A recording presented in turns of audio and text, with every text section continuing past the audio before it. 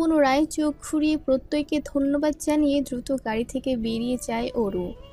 এগিয়ে গিয়ে গেট খুলে লিফটের সামনে গিয়ে দেখতে পায় লিফট এখনও ২৬ তলায় আটকে আছে। ব্যতিগ্রস্ত অরু মনে মনে ভাবল, আমি তো কেবল ৩ তলায় যাব। এই লিফটের জন্য অপেক্ষা করার চেয়ে বরং সিঁড়ি দিয়ে এক দৌড়ে চলে যাওয়াটাই উত্তম। ভাবনার সাথে কাজের মিল রেখে অরু দ্রুত উঠে গেল সিঁড়ি বেয়ে। তবে সিঁড়ির মাঝ বরাবর আসতেই ঘটল বিপত্তি।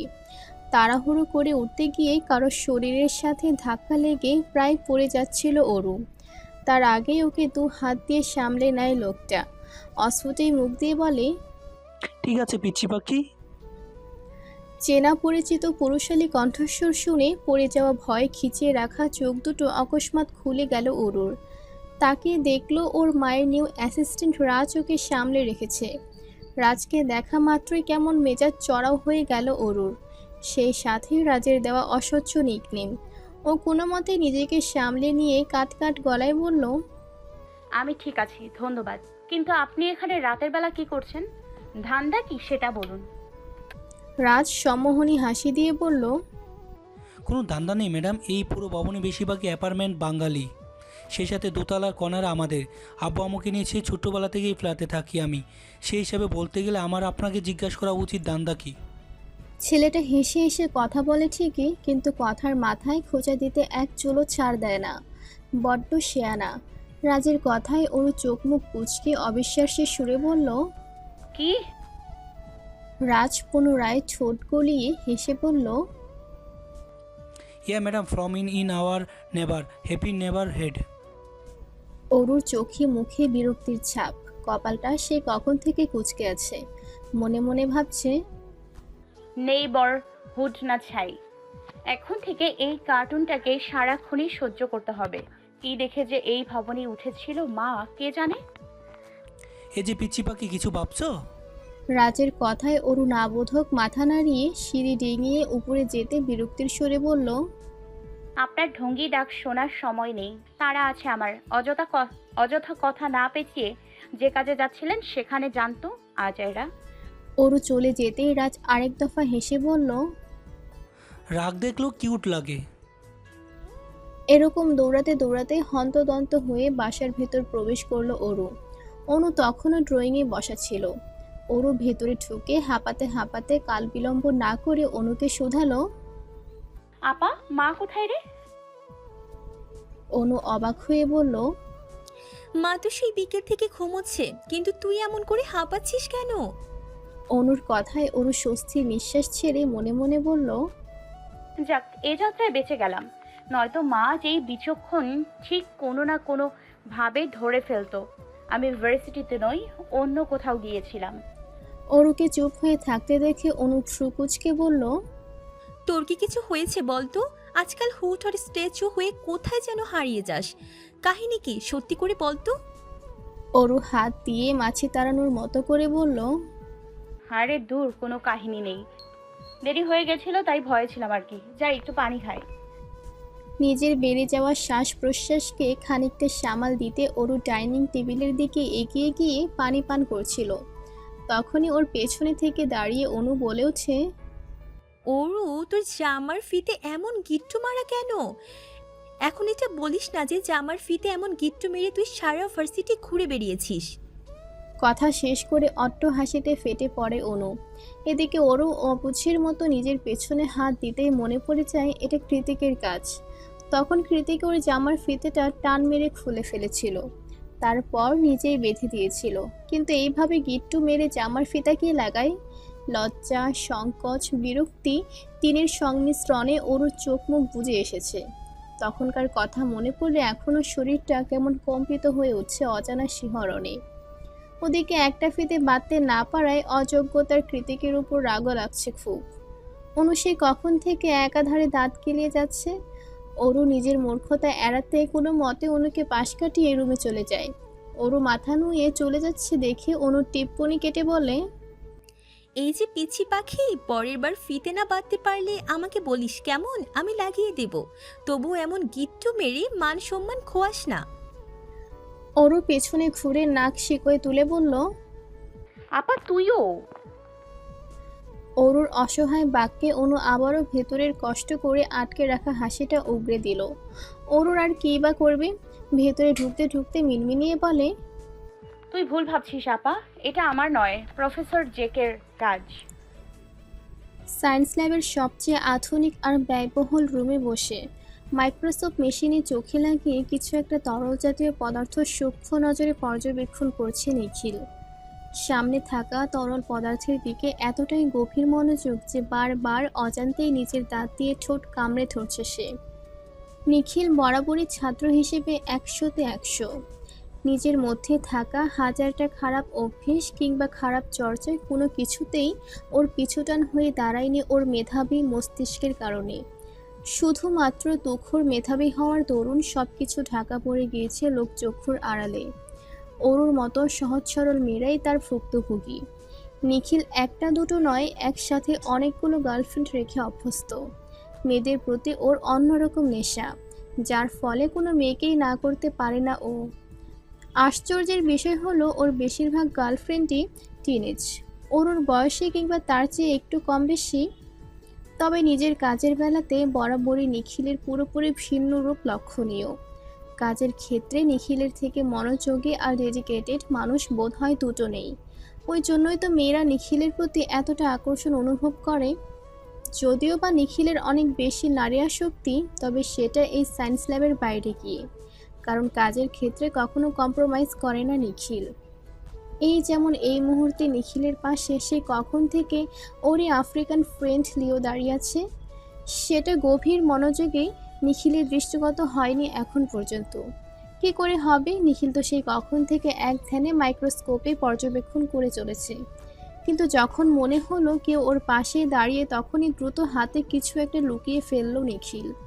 লিও খানিকটা অবাক হয়ে শুধালো, কি লুকালে তুমি? কি আছে ওই বোতলে দেখি? নিখিল আড়ালে শুষ্ক ঢোক গিলে না জানার ভান করে বলল, কি বলছো? কে ফেললো? কই কিছু না তো, মনে হয় ভুল দেখেছো তুমি। মোটেই না, কাচের বোতলে তরল জাতীয় কিছু আমি স্পষ্ট দেখেছি। নিখিল এবার এগিয়ে এসে লিওর ঘাড়ের উপর হাত দিয়ে বলল, বুঝেছি, সকাল থেকে না খেয়ে সারাদিন ল্যাবে পড়ে আছো, তাই চোখে ভুলভাল দেখছো। আমিও খাইনি কিছু। চলো ক্যান্টিনে গিয়ে লাঞ্চ করে আসি, আমার ট্রিট। ট্রিটের কথা শুনতে খাদক লিও এক গাল হেসে বলল। Okay bro, let's go. নিখিল ও লিওর সাথে হাসতে হাসতে বেরিয়ে গেল। যাওয়ার আগে খুব সাবধানে চোখ ঘুরিয়ে লুকিয়ে রাখা কাচের ছোট্ট বোতলটাকে আরও একবার পরখ করে নিল সে। রাত জেগে অপেক্ষার প্রহর গোনার মতো ধৈর্যের কাজ আর বোধহয় কিছুতেই নেই। তা গত দুদিনে হাড়ে হাড়ে টের পেয়েছে ওরও। সেদিন কৃতিক বলেছিল বারান্দায় অপেক্ষা করতে, সে আসবে। ওরও না চাইতেও মস্তিষ্কের বিরুদ্ধে কি অপেক্ষা তো করেছিল ঠিকই, তবে নির্দয় কৃতিক তার কথা রাখেনি। এদিকে দুদিন ধরে কৃতিককে না দেখতে পেয়ে বুকের ভেতরের সুপ্ত চিনচিন ব্যথাটা কেমন মাথাচাড়া দিয়ে উঠছে অরুর। আজকাল খেতে, ঘুমাতে, কথা বলতে কিংবা ভার্সিটি যেতে কোনো কিছুই ভালো লাগে না ওর। সারাদিন দরজা আটকে শুয়ে বসে দিন কাটায়, নয়তো ওয়াশরুমে গিয়ে সারাদিন শাওয়ার ছেড়ে ভিজতে থাকে। এখন তো মাঝে মধ্যে বারান্দা কুলিয়ে চোখ দুটো হাতড়ে বেড়ায় কংক্রিটের ভবনের পেছন থেকে চলে যাওয়া নির্জন রাস্তায়। কেবল বুকের মাঝে অদম্য এক আসক্তি, সেদিনের মতো হুট করে দেখা হলেও তো হতে পারে। রকচটা ছন্নছাড়া বেপরোয়া মানুষটা ওর জন্য আবারও একইভাবে দাঁড়িয়ে অপেক্ষায় থাকলেও তো থাকতে পারে, কিন্তু না। পরপর 2 দিন অরুর ভাবনা মিথ্যে প্রমাণিত হলো।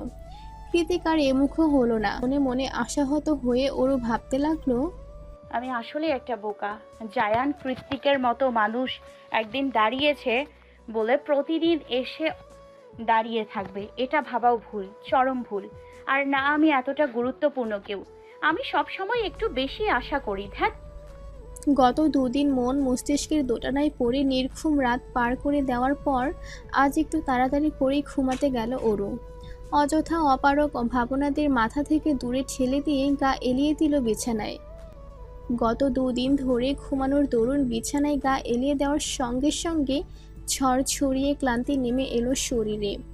চোখের পাতা ভার হয়ে এলো অজস্র ঘুমে। তন্দ্রাচ্ছন্ন চোখ দুটো কেবলই বুঝে যাবে তখনই দরজায় সশব্দে কড়া নাড়ালো অনু। এমন হঠাৎ আওয়াজে আচমকা লাফিয়ে উঠে বসলো ওরু। তন্দ্রা ভাবটা কেটে যেতেই বুঝতে পারলো বাইরে থেকে আপা ডাকছে ওকে। ওরু এগিয়ে গিয়ে দরজা খুলে দিতেই অনু নিজের ফোন এগিয়ে দিয়ে বলল, প্রত্যয় সাহেব কিছু বলবে তোকে, হয়তো ভার্সিটির বিষয়ে। দেখ তো কি বলে। আমাকে মা ডাকছে, আমি এক্ষুনি আসছি। যদিও অনুর কথার আগামাথা কিছুই বুঝলো না ওরুর, প্রত্যয় আবার কি বলবে এত রাতে, তবুও হ্যাঁ সূচক মাথা নাড়িয়ে ফোন কানে ধরলো ওরু। এই পাশ থেকে হ্যালো বলতেই প্রত্যয় বলল, ভাই কনফারেন্স আছে, কথা বলো। কৃতিকের কথা শোনা মাত্রই অরুর পিলে চমকে গেল। এতক্ষণ স্থিরে থাকা হাতটা হুট করে কাঁপতে শুরু করলো। হৃদয়ের সুপ্ত চিনচিন ব্যথাটা মুহূর্তেই দ্বিগুণ হয়ে উঠল। অরু দ্রুত পায়ে এগিয়ে গিয়ে রুমের দরজাটা সপাটে লাগিয়ে দিয়ে চুপচাপ অপেক্ষা করতে লাগলো ওপাশে প্রতিক্রিয়া শোনার জন্য। তৎক্ষণাৎ বিপরীত পাশ থেকে ভেসে এলো সুপরিচিত চমৎকার সেই পুরুষালী কণ্ঠস্বর। বারান্দায় আয়। অরুর মনে হলো কতগুলো দিন পর এই রাগি রাগি আওয়াজটা আবারও শুনতে পেল ও। হ্যাঁ বা না কোনো কিছু না বলেই ফোন কানে নিয়ে অরু ছুটে গেল বারান্দায়। বারান্দার কার্নিশে ভর করে নিচের দিকে অবলোকন করতে করতেই দেখতে পেল সেই সুদর্শন গম্ভীর নির্দয় মানুষটাকে, যাকে এক নজর দেখার জন্য চাতক পাখির মতো অপেক্ষার প্রহর গুনছিল হৃদয়টা। চোখ দুটো হয়ে উঠেছিল অসহায় আর বেসামাল। অথচ এখন এই মুহূর্তে তার চোখে চোখ পড়তেই কেমন কর্তন করা ডগার ন্যায় নেতিয়ে পড়েছে অরু। লজ্জা আর সংকোচে মুড়িয়ে গিয়েছে পুরো শরীর। কৃতিকের ওই ভাষা ভাষা কামুক চোখে বেশিক্ষণ তাকিয়ে থাকার শক্তি নেই অরুর, তাই ও চোখ ঘুরিয়ে এদিক ওদিক তাকাচ্ছে বারবার। তখনই কৃতিক পুনরায় বলে ওঠে, নিচে আয়, তোকে দেখবো। অরু কৃতিকের পানে সচকিত দৃষ্টিপাত করে বলল, কি বলছেন? এত রাতে নিচে কিভাবে আসবো? মা আপা দুজনেই জেগে আছে। কৃতিক ভাবলেশীন কণ্ঠে জবাব দিল, আমি এত কিছু জানি না, হয় তুই নিচে আসবি নয়তো আমি উপরে আসছি। না। একটু আওয়াজ করে চেঁচিয়ে উঠল অরু। অতঃপর দরজা দিয়ে একবার উকি দিয়ে আবারও কৃতিকের দিকে তাকিয়ে বলল, কেন এমন করছেন? মা জানলে বিপদ হয়ে যাবে। তোর লিগ্যাল গার্জিয়ান কে? অরু নির্লিপ্ত কণ্ঠে জবাব দিল। আপনি? কৃতিক এবার নিজের ঘড়ির দিকে তাকিয়ে বলল, তাহলে 5 মিনিটের মধ্যে নিচে আয়। যদি 1 মিনিটও লেট করেছিস তাহলে আজকেই তোকে আমার বাড়িতে নিয়ে যাব, কেউ আটকাতে পারবে না।